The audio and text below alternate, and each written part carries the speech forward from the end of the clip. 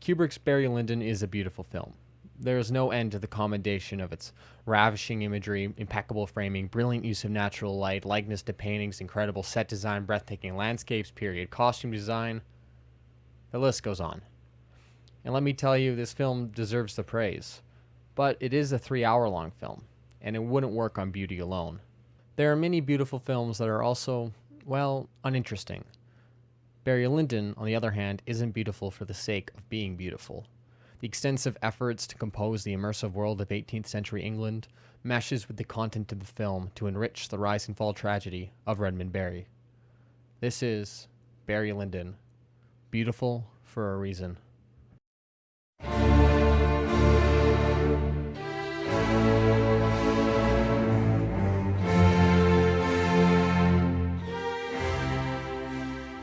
Hello, and welcome to another episode of Films in Focus, the show where I talk about movies. If you're new, thanks for coming. I'll be putting out a video a week, so if you're interested, subscribe.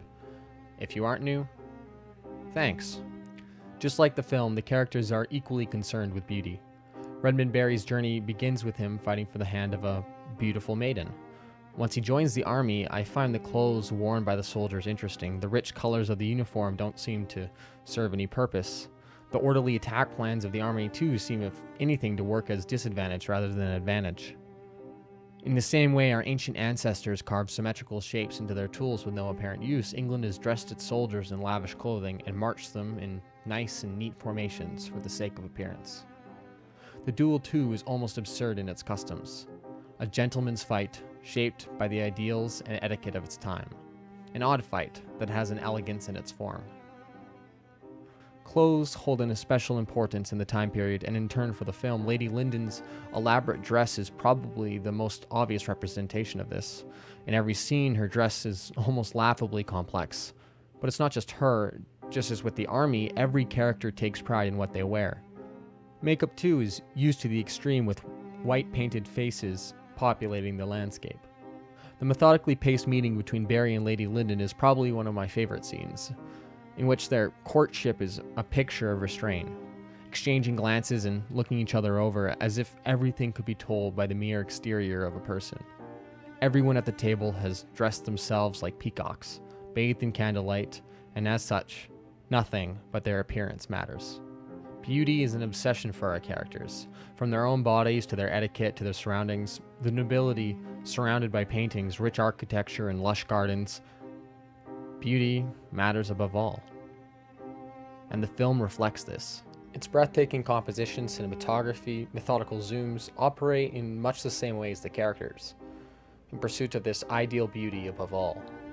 And yet, the final frame of Barry Lyndon is a depressing one.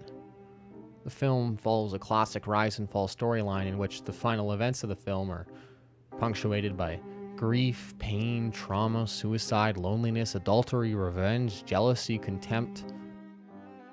A tragedy that can't help but be compared to the beauty of its surroundings. And it is here where the cinematography begins to show its true colors. While the staging might be picturesque, the movement of our characters feels robotic. In the pursuit of beauty, they remain locked in the frame, trapped in their position. Lady Lyndon is trapped in a loveless marriage that she cannot escape. It's better to look the part of a successful marriage than to face the consequences of a torn image, so she partakes in the frame, frozen and as picturesque as ever. Redmond Barry, who is desperate to look the part of a Lyndon, too is obsessed with his image. This is again reflected in the frame, as he is restrained to his particular blocking, serving the dynamics of the image. Lord Bullington, in one of the most famous scenes, marches through extravagant halls to challenge Redmond Barry to a duel. Methodical steps, upright posture, and dead-eyed stare serve his image in the story, as well as on screen, hiding his boyish nervousness, slave to his appearance. When the image finally breaks to track the erratic movement of a fistfight brawl between stepfather and son, the image is tarnished. The manufactured beauty of their lives are destroyed, and the reverberations are felt thereafter. Immediately after this scene, the film cuts to this image. Here, Redmond Barry is trying to reclaim his image, his position in the frame, but he cannot, despite assuming his role. He is ignored by his fellow nobility and left to desperately finance his debts. Barry Lyndon is not a film beautiful for the sake of being beautiful. Just like its characters, it's obsessed with its appearance. With stringent blocking, exact composition, rich naturalistic lighting, it obsesses over the image, in much the same way the characters obsess over their appearance. And the more we look at these images, the more we zoom out, the more we realize that what was once beautiful is really ugly. Barry Lyndon is beautiful for a reason. There are two 18th century artists that inspired the film who I would like to talk about.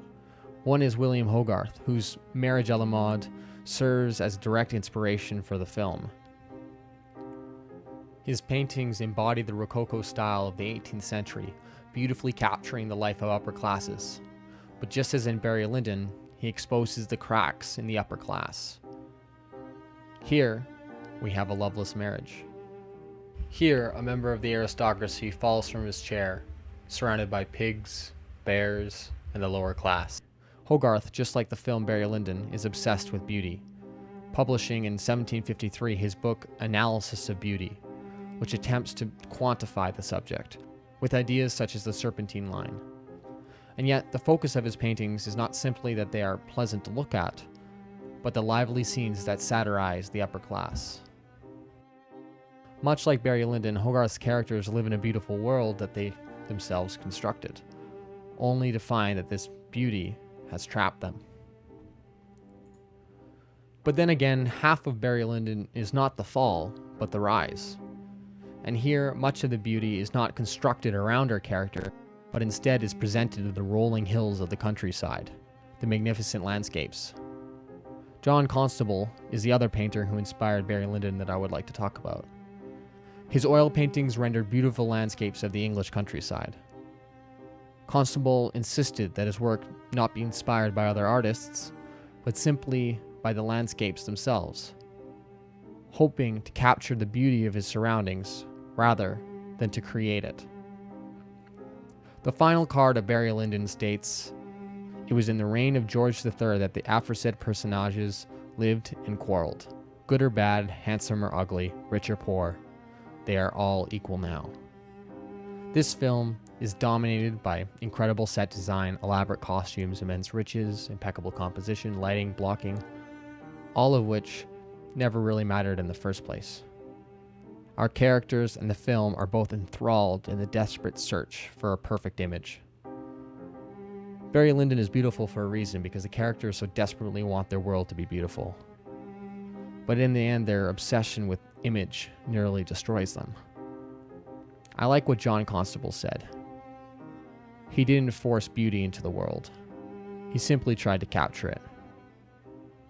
Maybe if Barry Lyndon was beautiful without reason, our dear, dumb Redmond Barry would still be prancing across the English countryside, excited for the wonders of tomorrow. And Barry rode towards Dublin, thinking not so much of the kind mother left alone, and of the home behind him, but of tomorrow and all the wonders it would bring. Thanks for watching an episode of Films in Focus. If you enjoyed it, subscribe, and if you didn't enjoy it, that sucks. That's about it. Thanks for watching. Really appreciate it.